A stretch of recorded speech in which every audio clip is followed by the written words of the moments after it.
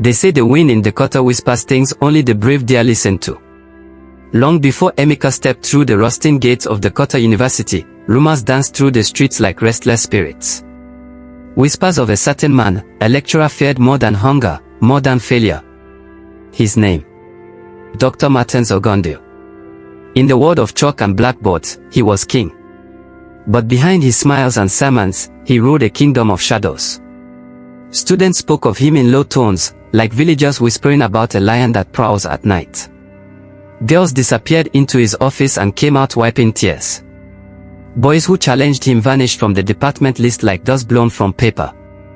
Some said he controlled results like a deity.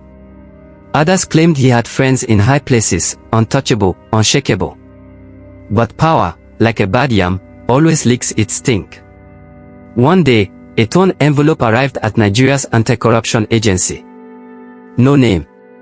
No address. Just a message scribbled in haste. He is destroying futures. Help us before more souls are lost. Inside the envelope were damning photos. Grade sheets scribbled with bribe codes. A list of names, mostly female. One picture showed a girl kneeling before a man in a lecturer's robe. Another, a blurry video freeze frame, where someone could be heard weeping. And just like that, a quiet meeting was called in Abuja. Who can go in? Asked the director. He must be young, someone said. Smart. Invisible. And stubborn. They all turned to a name on the shortlist, Emeka Okoye, a brilliant young field investigator known for blending in, asking the right questions, and surviving where others ran. When Emeka first arrived in Dakota, no one knew him. He wore jeans, carried a worn backpack, and introduced himself as a transfer student from Kogi State University. He smiled when spoken to, asked for directions humbly, laughed with other students during registration delays. He knew better than to move too fast. Snakes don't reveal their fangs until you step too close. The university campus was cracked with age. Hostels with broken windows. Lecture halls filled with rusted fans. The only thing that seemed untouched was fear. It lived in students' eyes. In how they bowed before lecturers. In how the girls crossed their arms tightly when walking past the Faculty of Arts building, where Dr. Martin's office loomed like a shrine. Emeka began to observe. He sat in on classes. Walked the dusty corridors. He pretended to be clueless, even though he already had the layout of the university stored in his head. By the third week, he knew who Dr. Martin's allies were, the chain-smoking exam officer, the soft-spoken female lecturer with sharp eyes, and the record clerk who smiled too much for someone surrounded by missing files. But what he didn't expect, not in 1,000 years, was Ijeoma.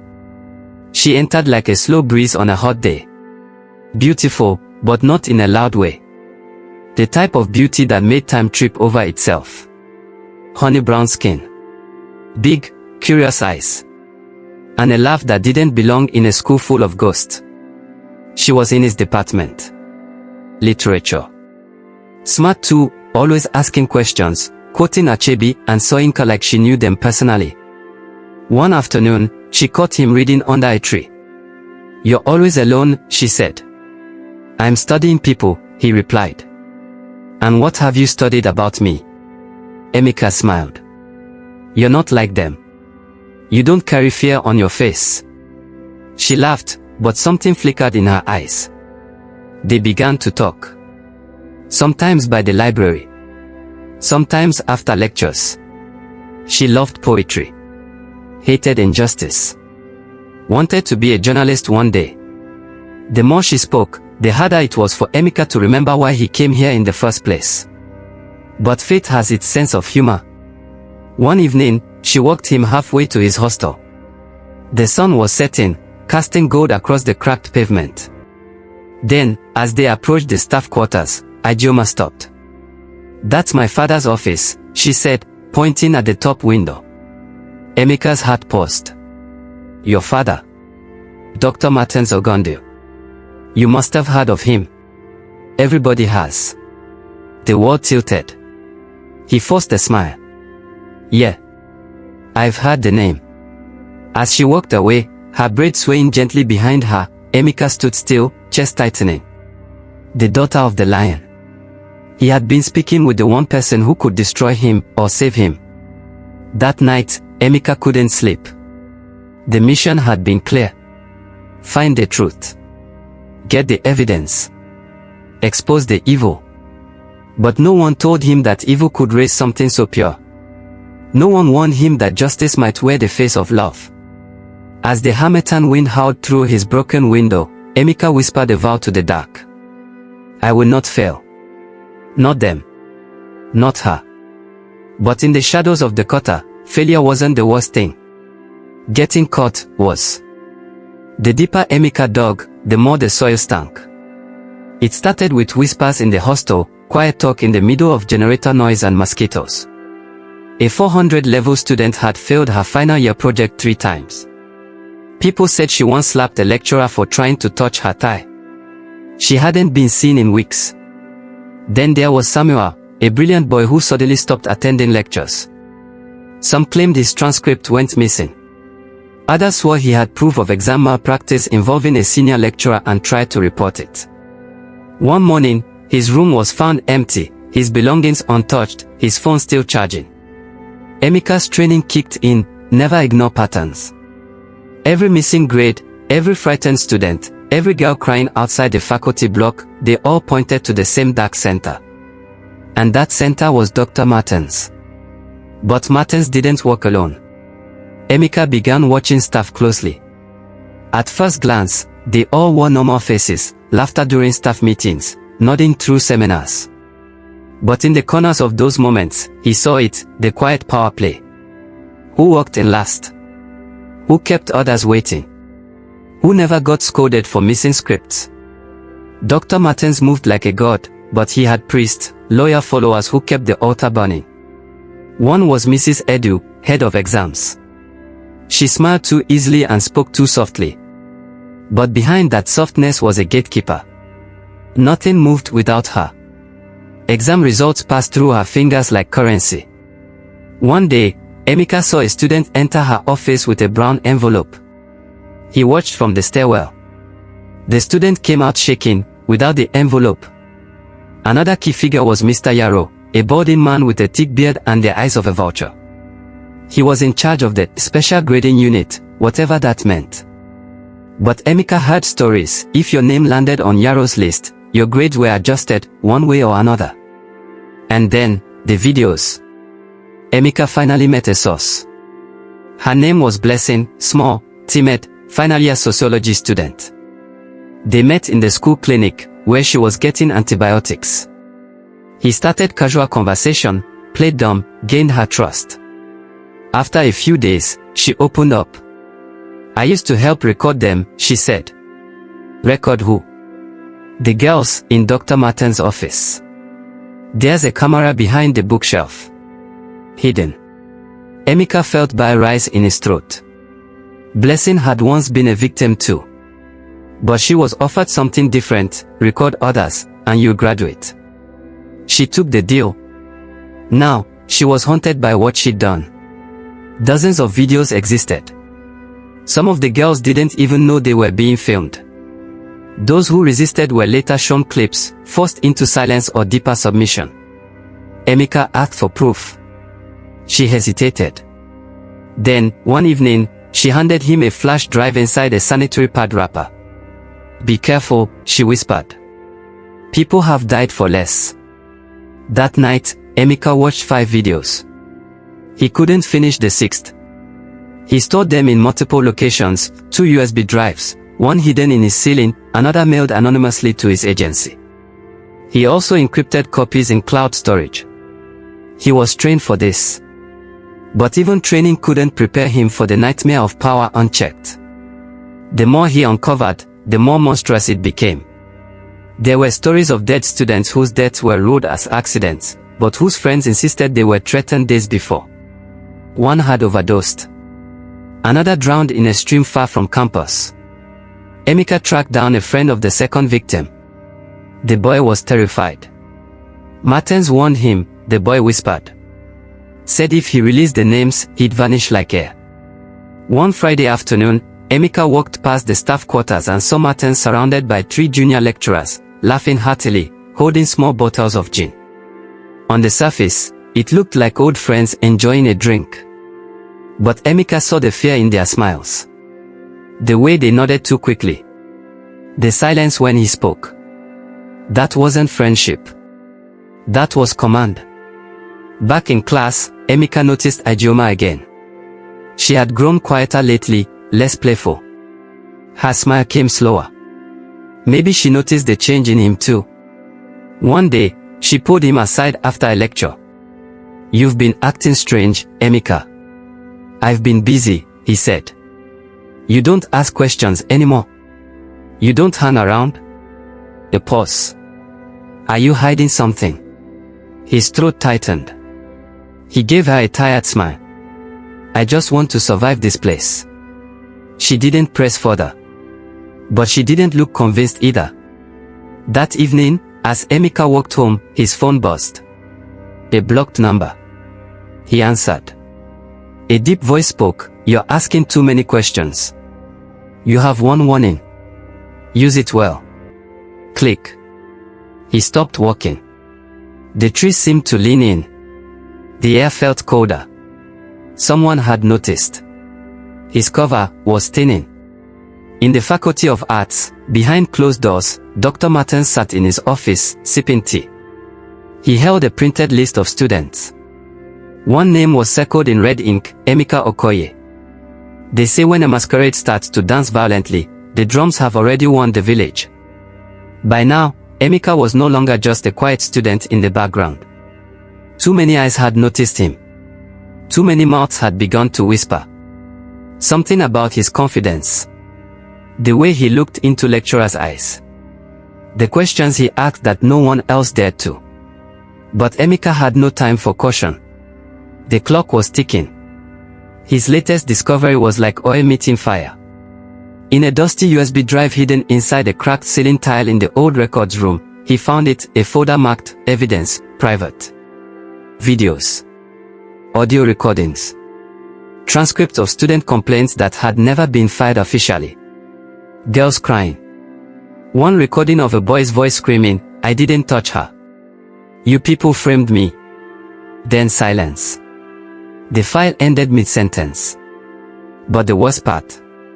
A list of students marked for discipline, names with red underlines. Many had left school mysteriously. Some were never seen again. One girl, Kemi, had filed a sexual harassment complaint against Dr. Martins, and died weeks later in a motor accident just outside the school gate. It wasn't just corruption now. It was blood. That night, Emeka didn't sleep. He backed up everything onto a hidden SD card and taped it under his hostel mattress. Then he sent an encrypted copy to his handler in Abuja. But someone had been watching. 2 days later, the atmosphere on campus changed. He felt it first during a lecture. 3 unfamiliar men in plain clothes sat at the back of the hall. They weren't students. They didn't take notes. They didn't blink. Later, as Emeka walked through the corridor, he passed one of Dr. Martin's closest allies, the chain-smoking exam officer, who stopped him and said, "You dey waka too much, my boy. For this school, oversebi dey enter grave." The smile never reached his eyes. That evening, Emeka returned to his room and found his mattress slit open. His belongings scattered.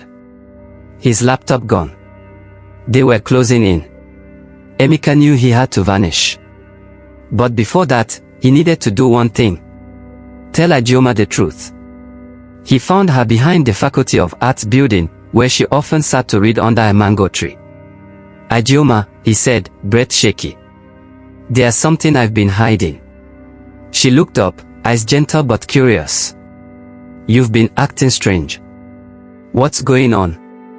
He took a deep breath. Then told her everything, who he was, why he came, what he'd found. Her eyes widened, then narrowed. She stood slowly, like a storm brewing on calm water. "You're saying, my father? I wish it wasn't true." "No," she said, voice rising. "You came here to destroy him. You tricked me. Everything we had, Was that all part of your plan too? Emeka's voice broke. I didn't mean to fall for you, Ijeoma. You're the only thing here that feels real. Tears shimmered in her eyes, but she turned away. You need to go, she whispered. Before they find you. But it was already too late. That night, a male student named Tochukwu, one of the few who knew Emeka's true identity, was cornered in the ICT lab. They beat him until his jaw cracked. They took his phone. They searched it. They found Emeka's messages. Emeka heard about it from a hostel mate who came running, face pale. They know, bro. They are looking for you. He grabbed the SD card and ran. What followed was chaos. All campus gates were locked. The security unit claimed it was due to cultist threats. But Emeka knew it was a trap. His face had been printed and passed around to every gatekeeper. He tried to disguise himself, borrowed a hoodie, wrapped a scarf around his face, walked like he had a limp. But just as he reached the back fence near the sewage path, a light flashed. Freeze. He didn't. He ran. Gunshots rang into the night like the cries of angry ancestors. He jumped the fence, landing hard on his shoulder, scraping his ribs. Pain tore through him, but adrenaline dragged him forward. He hid in an uncompleted building for hours. Bats screeched overhead. His blood soaked his shirt. He clutched the SD card like it was his soul. Before dawn, he managed to contact his handler through a secured line. They know. I've been compromised, he said, voice weak. We are sending a team. You need to get to the safe house in town. I can't leave yet, Emeka said. Why? He hesitated. Ijeoma. There was silence on the line. She's not part of this mission, Emeka. But she's caught in it now. If they suspect she helped me. The voice on the line turned cold. Then she's in danger. Just like you. Do what's necessary. The call ended. Back on campus, Ijeoma sat alone in her father's house. Her phone buzzed with calls and messages from numbers she didn't recognize. Her father hadn't come home. Her heart was torn in two. Everything she thought she knew was now a lie. But deep inside, she knew Emeka hadn't lied about one thing. His heart. And so, in the darkness before the final battle, two hearts bled in silence. One in hiding. One in confusion. But both forever changed. Because once a storm enters the skin, nothing remains the same. The day it all burned down began like every other in the quarter. The sky was heavy with dust. Morning announcements cracked through rusted speakers. Students shuffled into lecture halls, some still pretending everything was normal. But deep inside the campus, beneath the whispering trees and tired concrete, the truth was no longer hiding. It was awake. And it was angry. Emeka had run out of time. His hands trembled as he inserted the final flash drive into the old desktop in the school's ICT lab, the only place left unguarded. He had no backup plan. The laptop he used had been destroyed during the chase 2 nights ago. His contact in Abuja had gone silent. Ijeoma had disappeared without a word. And now, with every breath, he knew the lion's paw was inches away from his neck. But he still had one thing. The truth. Hidden on that flash drive were over 200 files, secret grade sheets, video recordings, testimonies, screenshots of anonymous threats, photos of victims, even a voice note of Dr. Martens mocking the system. Evidence that could bring down a dynasty of corruption, not just one man, but a network. He typed fast, uploading it all to the cloud. Then he did the unthinkable. He posted the link. Not to the authorities. Not to his boss. He sent it to the people, students' WhatsApp groups, anonymous Twitter handles, online forums. He gave the truth back to the children it had been stolen from. And then, he ran. It didn't take long. By midday, the school was shaking. Students stopped mid-lecture as their phones exploded with notifications. One by one, they saw their fears confirmed, the leaked videos, the receipts, the names. Some cried. Some laughed like madmen. Some just stared at the walls in silence. In the lecturers' offices, chaos erupted. Meetings were cancelled. Phones rang non-stop. Everyone was shouting. But the loudest voice was still to come. Dr. Martens burst into the faculty block, eyes bloodshot, shirt unbuttoned, face twisted with rage. "Find him," he roared. "I want that boy's head." But it was too late. The fire was already on the rooftop. The first to fall was the exam officer. When students stormed his office, he tried to burn papers but was caught. Then came the assistant dean, caught trying to flee with a suitcase full of bribe money. Every file they opened revealed new rot. Forgotten transcripts. Hidden complaint letters. Sexual harassment reports buried under signatures. By evening, the university was no longer a place of learning. It was a battlefield of truth. And as the sun bled over the sky, EFCC vans arrived. Not through the back. Not in secret. But through the front gate, sirens screaming like ancestors in war. Men in black stormed the staff quarters. Dr. Martens tried to jump the fence, the same fence post students used to climb for night classes. But justice caught him. On camera. On campus. In daylight. They handcuffed him like a common thief. Students cheered. Some threw stones. One girl, her voice trembling, screamed, "You failed me in class, but I survived. Now you will face the exam." But Emeka wasn't there to see it. He was hiding in the old auditorium, bleeding from a gash on his leg, waiting for nightfall. He didn't know if EFCC would protect him. He didn't even know if he would survive the night. But he had done it. He had led the march. Suddenly, footsteps echoed in the darkness. He froze. Then came a voice. "I should hate you." Ajoma stepped out of the shadows. Her eyes were red, but her voice was steady. "You lied to me. You used me. You destroyed everything." "I had to," Emeka whispered. "You know what he did." "I know. I always knew something wasn't right, but he was still my father." Silence. Then she asked, "What now?" Emeka looked up. "Now. I disappear. Before they turn me into a scapegoat." She nodded. "I'll help you." He blinked. "Why?" She swallowed hard. "Because the truth is still the truth. And because somewhere, under all that, I still believe you did what you had to do." They stared at each other for a long time. Then she helped him up. And they vanished into the night. Weeks passed. The Qatar University shut down indefinitely. New names came forward. Alumni spoke out. A full investigation began. Lecturers were arrested. Staff suspended. A new vice-chancellor was appointed, one who vowed transparency. The story made headlines. The Dakota Files. Sex for Grades kingpin exposed. Undercover student breaks ring. But no one ever found Emeka.